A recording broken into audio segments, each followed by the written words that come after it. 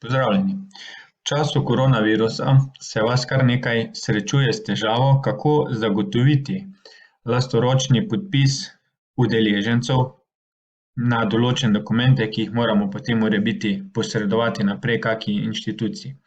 V tem vodiču si bomo ogledali, kako na zelo enostaven način zagotoviti ta podpis s pomočjo miške. Pogledali si bomo, kako to zagotoviti s pomočjo programov za branje PDF dokumentov. In sicer si bomo pogledali 3 najbolj pogoste programe. To je Foxit Reader, Adobe Acrobat Reader in Microsoft Edge. Tukaj pred sabo imamo en PDF dokument, eno izjavo, kamor pač vpišemo te naše podatke. Tukaj bomo sedaj vpisali neke testne podatke. Ali vpišemo še današnji datum. In tukaj imamo sedaj polje podpis, kjer bi moral biti naš podpis. Ta program nam omogoča, da s pomočjo miške sami vstavimo oziroma narišemo ta podpis, in sicer kako pridemo do tega.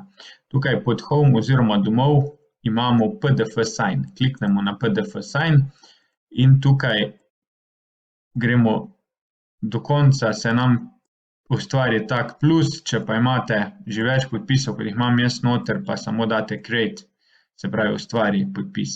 Potem damo tukaj nariši podpis in se nam odpre to prazno okno. To prazno okno mi s pomočjo miške enostavno narišemo ta podpis, tako kot slikarji, se pravi kliknemo levi gumb in začnemo z risanjem. Podpis.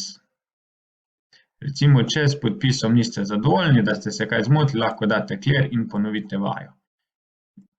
Recimo, seveda podpis ne bo enako kot na list papirja, ampak nekaj podobnega pa lahko ustvarite. Če ste zadovoljni, kliknete gumb OK in save, shrani. Sedaj vidite, na mestu miškinega kurzorja imamo ta podpis, našega samo postavimo na to črto in kliknemo levi klik na miški. Potem kliknemo close, zapri in podpis je vstavljen. Lahko ga poljubno seveda povečamo in prestavljamo, kamor želimo. Ko smo zadovoljni s tem, dokument enostavno shranimo, tako da kliknemo na disketo in tukaj potrdimo, da želimo shraniti.